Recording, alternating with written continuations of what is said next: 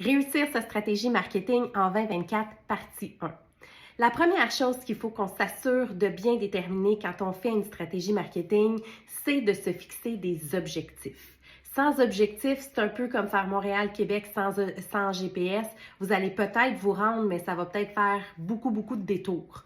Quand on sait qu'est-ce qu'on veut faire, on va poser les actions. Donc, quand on rentre notre adresse dans le GPS, on sait où on s'en va. C'est exactement le même principe. Il faut qu'on se fixe des objectifs et pas à la tonne. On s'en fixe un principal. Quel est notre objectif principal pour 2024?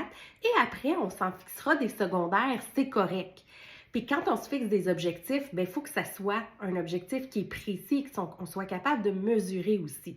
Donc, par exemple, au lieu d'être juste, j'aimerais ça avoir un plus gros revenu en 2024, ça pourrait être, j'aimerais augmenter mon nombre de rendez-vous en 2024, donc de X par semaine, par exemple. En ayant un objectif précis, vous allez faire les efforts nécessaires pour y arriver. Si on ne se donne pas d'objectif, vous allez faire un peu tout n'importe comment. Donc, c'est quoi votre priorité? Ça ne veut pas dire que vous ne pouvez pas faire d'autres choses, mais quelle est votre priorité? C'est la première étape à se fixer.